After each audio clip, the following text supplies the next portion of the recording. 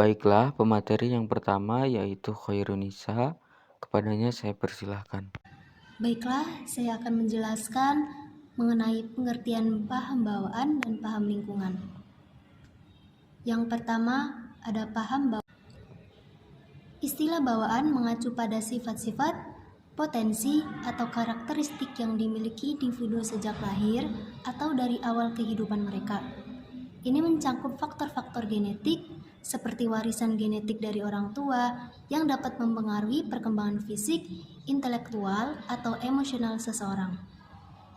Bawaan memegang peran utama dalam pertumbuhan dan perkembangan anak. Anak terlahir dengan berbagai bentuk turunan dari ayah dan ibunya atau dari kakek dan neneknya. Keturunan adalah yang paling penting, termasuk postur, ciri wajah, ras, kecerdasan, kognitif, ciri kepribadian, dan penyakit. Selanjutnya yang kedua ada paham lingkungan. Lingkungan sangat berperan dalam pertumbuhan dan perkembangan. Lingkungan adalah keluarga yang mengasuh dan membesarkan anak, sekolah tempat mendidik, masyarakat tempat anak bergaul juga bermain sehari-hari, dan keadaan alam dengan iklimnya, flora, dan sebagainya.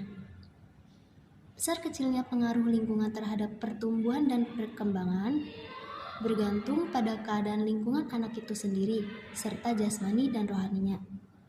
Secara umum, lingkungan ini dibedakan menjadi lingkungan dalam ruangan atau internal dan lingkungan luar ruangan atau eksternal. Lingkungan internal ini mencakup faktor-faktor internal yang ada dalam diri individu seperti genetik, struktur biologis, dan predisposisi bawaan. Misalnya, peran genetik dalam menentukan tinggi badan atau potensi intelektual seseorang. Sedangkan lingkungan eksternal ini mencakup faktor-faktor dari luar individu yang memengaruhi perkembangan mereka, seperti mempengaruhi keluarga, teman, sebaya, sekolah, budaya, dan lingkungan fisik. Misalnya, keluarga yang memberikan dukungan emosional yang positif atau lingkungan sekolah yang merangsang perkembangan intelektual. Selanjutnya materi kedua yaitu pengertian continuity dan discontinuity.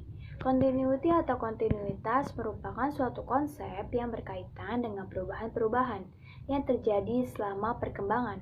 Apakah pertumbuhan itu sendiri merupakan suatu proses yang bertahap seperti pertumbuhan lambat yang dari sebutir benih menjadi pohon yang disebut juga pertumbuhan berkelanjutan, atau perubahan yang tiba-tiba dan jelas seperti pohon. Beberapa ahli psikolog percaya bahwa perkembangan manusia berlangsung secara terus-menerus. Pentingnya berkesinambungan pada perkembangan terletak pada pandangan bahwa perkembangan melibatkan perubahan bertahap mulai dari konsepsi hingga kematian. Pemahaman ini mengatakan bahwa perkembangan manusia terkadang berjalan lancar melalui tahapan-tahapan perkembangan yang berurutan. Proses yang berkesinambungan ini adalah pembelajaran bagi orang-orang yang tujuannya adalah sukses di langkah berikutnya. Misalnya, jika seorang anak berhasil mengambil 3 langkah dewasa ke arah ibu yang sedang membawa susu. Inilah adalah hasil dari latihan-latihan yang mungkin telah berlangsung selama beberapa waktu. Selanjutnya ada diskontinuitas atau discontinuity yang memiliki pemahaman lain mengenai bukti evolusi adalah disebut juga dari diskontinuitas atau suatu pandangan yang bertentangan dengan pandangan pertama yaitu continuity atau kontinuitas.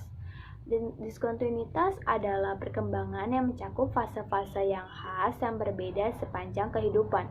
Pemahaman ini mengasumsikan bahwa individu mempunyai perkembangan atau kemampuan yang lebih besar pada saat tertentu. Misalnya pada titik tertentu anak tidak lagi mampu berpikir abstrak tentang dunia dan tiba-tiba mampu mengungkapkan pemikiran abstraknya tentang dunia. Artinya, jika rangkuman ini terbukti dan dilaksanakan, perubahan tersebut biasanya berakibat pada keadaan psikologis. Materi selanjutnya yaitu stabilitas dan perubahan. Yang pertama adalah stabilitas. Stabilitas dalam psikologi perkembangan mengacu pada ketidakberubahnya karakteristik atau perilaku individu seiring waktu. Ini berarti bahwa beberapa aspek dalam perkembangan individu cenderung relatif tetap atau konsisten sepanjang hidup mereka.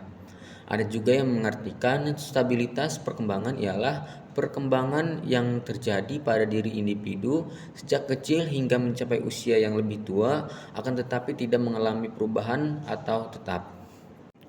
Yang kedua adalah perubahan. Perubahan merujuk pada perkembangan dan perubahan dalam karakteristik atau perilaku individu seiring waktu. Ini bisa berupa perubahan dalam pola perilaku, kemampuan kognitif, atau aspek-aspek lain yang dari perkembangan psikologis. Kemudian menurut Klaus Reisel 1975 berpendapat bahwa perubahan bukan stabilitas, akan tetapi merupakan kunci untuk mengalami perkembangan. Contoh dari perubahan adalah perubahan dalam cara individu berpikir dan memecahkan masalah seiring bertambahnya usia.